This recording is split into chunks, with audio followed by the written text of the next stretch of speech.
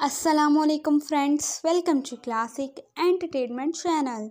उम्मीद है आप सब खैरियत से होंगे, मज़े में होंगे, लाइफ को एंजॉय कर रहे होंगे। तो जनाब, मैं हाजिर हूँ अजब है इश्क यारा की किस्त नंबर 10 के साथ, जिसका आप सबने बेसब्री से इंतज़ार किया होगा। तो अब बढ़ते हैं किस्त की जानिब, मगर उससे पहले जल्दी से जाइए हमारी वीडियो को कीजिए लाइक, चैनल को कीजिए सब्सक्राइब और बेल आइकन को दबाना हरगिज़ मत भूलिएगा, ताकि हमारे चैनल पे अपलोड होने वाली हर वीडियो आपको सबसे पहले देखने, सुनने और पढ़ने को मिल सके। तो जनाब, अब स्टार्ट करें। अजब है इश्क यारा, तहरीर फरीहा इस्लाम, किस्त नंबर 10। मुसलसल होती बेल ने उसके काम में बुरी तरह खलल डाला था। जब ही जल्दी से हाथ साफ करते वो तेज़ी से बाहर आई, क्योंकि सामने वाला बहुत ढीठ था, जो बेल पर से हाथ हटाना ही भूल गया था। सब्र करें, आ रही हूँ, इतनी भी क्या जल्दी है, खुद से कहते वो दुपट्टा सर पर लेती बाहर आई। शाम का वक्त हो चुका था, मुलाजमा तो कब की जा चुकी थी और वॉचमैन शायद नमाज पढ़ने गया था। कौन है? दरवाजे के पास आकर इसने सवाल किया। यूं ही दरवाज़ा खोलकर वो बाजिल की डांट नहीं सुन सकती थी, वो तो पहले ही इतना भरा बैठा था। मैं हूँ इरहा, जमील तुम्हारा बाप। इनके बताने पर दरवाजे पर रखे उसके हाथ एकदम ढीले पड़े थे। एक खौफ ने उसे अपनी लपेट में ले लिया था। क्या वो फिर से उसे मारने आए थे? क्यों आए हैं यहाँ? चले जाएं आप, मेरा कोई बाप नहीं है, आई समझ? इनकी मार के ज़ख़म आज भी उसके जिस्म पर थे और रूह के ज़ख़म तो अभी तक मुंदमिल नहीं हुए थे। इरहा, मैं माफ़ी मांगने आया हूँ, देखो मुझे माफ़ कर दो। तुम जो कहोगी बेटा मैं वो करूँगा, बस मुझे माफ़ कर दो। इनकी आवाज़ किसी हथौड़ी की तरह लग रही थी। मुझे मेरी माँ ला दें जमील काज़मी, ये झूठ फरेब मेरी ज़िंदगी से ख़त्म कर दें। जिस दिन आपने ये सब कर दिया मैं आपको माफ़ कर दूँगी, वरना मेरी कब्र पर भी मत आइएगा आप। ज़ोर से कहती वो भागकर अंदर बढ़ी तो जमील काज़मी गहरी सांस भरकर रह गए। कमरे में आते ही वो बेड पर गिरकर फूट फूट कर रोती थी। क्या था आखिर उसके नसीब में? क्यों थी इतनी आजमाइशें? थक गई हूँ मैं बहुत, मुझसे अब नहीं सही जाती ये अज़ियतें, रहम करे मुझ पर अल्लाह। दोनों हाथों से चेहरा ढांपे वो पागलों की तरह रो रही थी, जब अनजानी आवाज़ ने इसका रोना बंद किया था। अनजानी निस्वानी आवाज़ और बाजिल के कहकहे ने इसकी सारी हसासियात बेदार की थी। अपनी सारी तकलीफ़ दर्द भूलकर वो कमरे से बाहर आई और जो मंज़र उसे देखने को मिला वो इसके दिल को दुखा गया था। बाजिल सोफ़े पर बैठा था और इसके नज़दीक वो बैठी थी, मुकम्मल मगरबी लिबास में। वो उसके इतने करीब थी कि इरहा को लगा वो जलकर आज राख हो जाएगी, और दोनों के बीच इतनी नज़दीकियाँ। आहिस्ता से कदम बढ़ाते वो नीचे आई तो इसकी मौजूदगी महसूस कर कर बाजिल ने सर उठाकर इसे देखा तो लम्हे को साकित हुआ था। सूजी आंखें, मुतवर्रम चेहरा इसके मुसलसल रोने की चुगली खा रहा था। उसका हाल देखकर उसे अपने दिल में दर्द होता महसूस हुआ था। ये कौन है बाजिल? इससे पहले बाजिल कुछ पूछता उसने उस लड़की की जानिब इशारा करते सवाल किया था। मैं आरज़ू हूँ, बाजिल की बहुत करीबी दोस्त। बाजिल की बजाय जवाब उसकी तरफ से आया तो उसने संजीदा नज़रों से उसे देखा। मैंने बाजिल से सवाल किया है तो बीच में मत बोलें। इरहा, क्या तमीज़ भूल गई हो बात करने की? उसके अंदाज पे बाजिल एकदम भड़का तो वो बेसाख्ता मुस्कुरा दी। मुझे तमीज़ सिखाने से पहले इसे तमीज़ सिखाएं, जो किसी और के शौहर के साथ यूं बैठी है। उसके अंदाज पे बाजिल ने गुस्से से उठकर उसका बाजू अपनी सख्त गिरफ्त में लिया था। इरहा, तमीज़ मत भूलो, आई समझ? मेरी नरमी का नाजायज़ फ़ायदा मत उठाओ।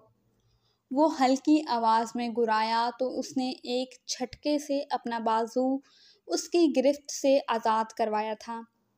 हद पार मत करें बाजिल, मेरा सब्र मत आजमाएं। आपको खुदा का वास्ता है, उसे कहते वो मज़ीद वहाँ नहीं रुकी थी। उसके जाते ही आरज़ू उठकर उसके पास आई थी। बाजिल, अगर ये सब मुश्किल है तो हम नहीं करते। उसके हाथ पर अपना हाथ रखते आरज़ू ने कहा तो वो नफ़ी में सिर हिला गया। अब वापसी मुमकिन नहीं है आरज़ू। कल रेड पड़ने वाली है जमील काज़मी के घर पर। उसकी उल्टी गिनती शुरू हो गई है। अब ना उसके पास रहने को छत रहेगी और ना ही सगी औलाद, और वो नाम नेहाद औलाद भी दौलत जाते ही चली जाएगी। वो बर्बाद होगा और मैं अपने फ़र्ज से आज़ाद।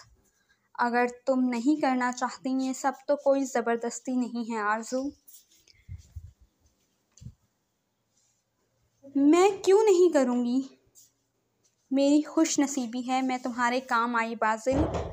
तुम हमेशा मुझे अपने साथ खड़ा पाओगे। तो कल इनके बेघर होते ही मैं इरहा को हमारी शादी का बता दूंगा। तुम इतनी जल्दी क्यों ये खेल ख़त्म करना चाह रहे हो बाजिल? वो हैरान थी कि आखिर वो क्यों ये सब इतनी जल्दी जल्दी कर रहा था। ये रास्ता जितना तवील होगा इतना ही अज़ियतनाक होगा, और मैं नहीं चाहता हूँ कि ये अज़ियत भरा सफ़र मुख्तसर ही रहे। मैं हर कदम पर तुम्हारे साथ हूँ बाजिल। ये मुश्किलात भरा सफ़र हम मिलकर ही तय कर लेंगे। वो इसे यकीन दिला रही थी। तुम बैठो, मैं कुछ ऑर्डर करता हूँ, फिर आगे की बात करते हैं। एक काम करते हैं, मैं तुम्हारी स्टडी में जाती हूँ, तब तक तुम फ्रेश हो जाओ, फिर मिलकर खाना खा लेंगे। चलो, ये भी ठीक है। उसकी बात से इत्तेफाक करता वो उसे स्टडी का बताकर ख़ुद अपने कमरे में आ गया। चेंज कर जब वो बाहर आया तो खाना आ चुका था। खाना लेकर वो सीधा स्टडी में ही आ गया था। ना जाने कितनी देर गुजरी थी जब कुछ महसूस कर बाजिल ने गर्दन मोड़कर पीछे दरवाजे को देखा, जहां इरहा को खड़े देख खाने की तरफ जाता उसका हाथ थमा था, मगर सिर्फ कुछ देर। उसके बाद वो उसे नज़रअंदाज करते खाने की तरफ मतवज्जा हो गया।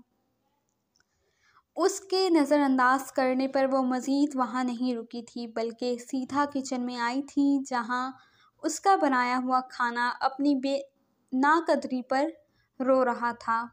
बिना सोचे समझे उसने वो सारा खाना ज़ाया कर दिया। सर में दर्द की टीसें उठ रही थीं, मगर वो बिना दवाई खाए ही अपने कमरे में बंद हो गई। उसके जाते ही बाजिल किचन में दाखिल हुआ था और सामने मौजूद खाना देख उसका दिल किया कुछ कर बैठे। ये लड़की दिन ब दिन उसके लिए इम्तिहान बनती जा रही थी। भारी होते सर के साथ वो उठी तो रात की बातें एक बार फिर दिमाग को पूरी तरह झंझोड़ गईं। खुद को संभालते वो फ्रेश हुई और बाहर आई तो बाजिल को घर में दाखिल होते पाया। क्या हुआ? यहाँ क्या कर रहे हैं आप? आपकी चहेती भी नज़र नहीं आ रही आपके साथ?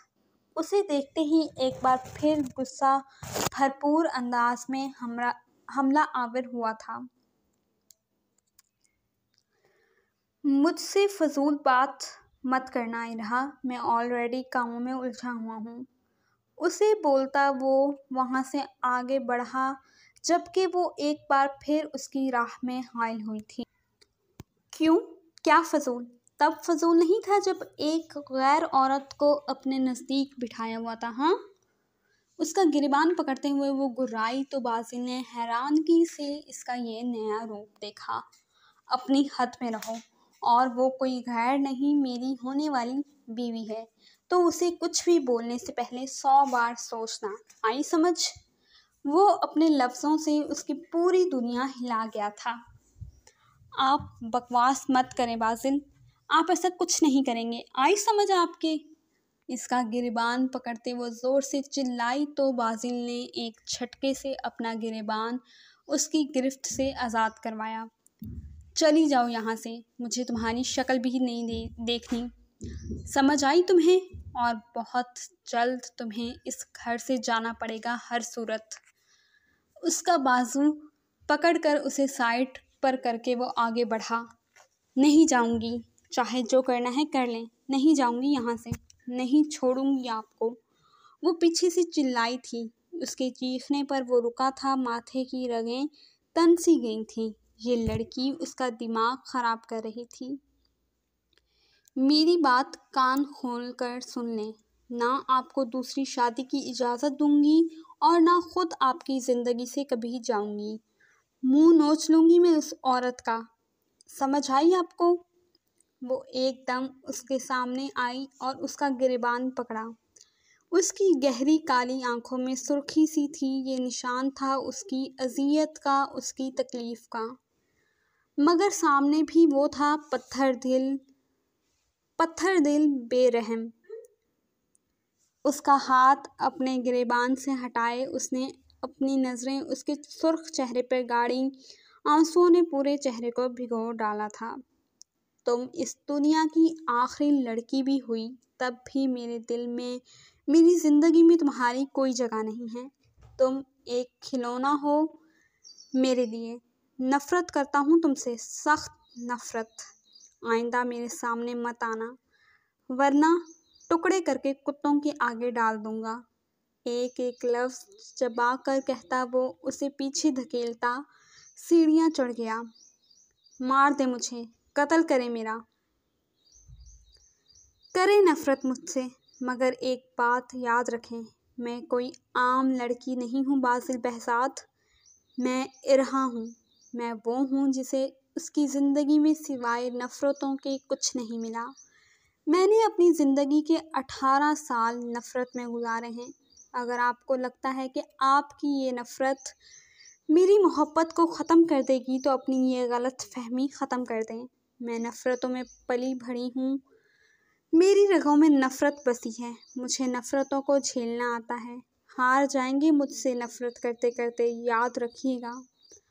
आपकी ये नफ़रत मेरे लिए एहसास है, याद रखिएगा। इस घर से मैं तभी जाऊंगी जब मेरे जिस्म से ये रूह निकलेगी।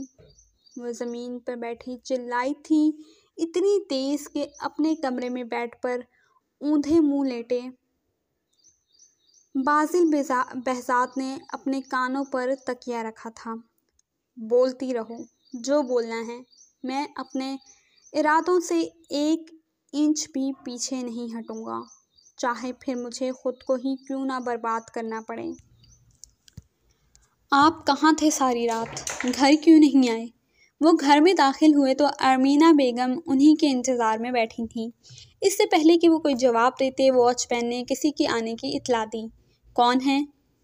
साहब, कोई बड़े अफसर लग रहे हैं, कह रहे हैं कि आपसे मिलना है। वॉचमैन के बताने पर वो बुरी तरह से चौंके। अच्छा, मैं आता हूँ, रुको। उसे बोलते वो बाहर की जानिब बढ़े ही थे कि जब वो सब अंदर दाखिल हुए। कौन हैं आप लोग? यूं घर में क्यों दाखिल हो रहे हैं? जमील काज़मी आपको धोखाधड़ी के इल्ज़ाम में गिरफ्तार करने आए हैं। चेकिंग करो इनके घर की। ये क्या बोल रहे हैं? ऐसे कैसे बिना किसी इत्तला के आप मेरे घर में आ सकते हैं? क्या आप जानते नहीं मैं कौन हूँ?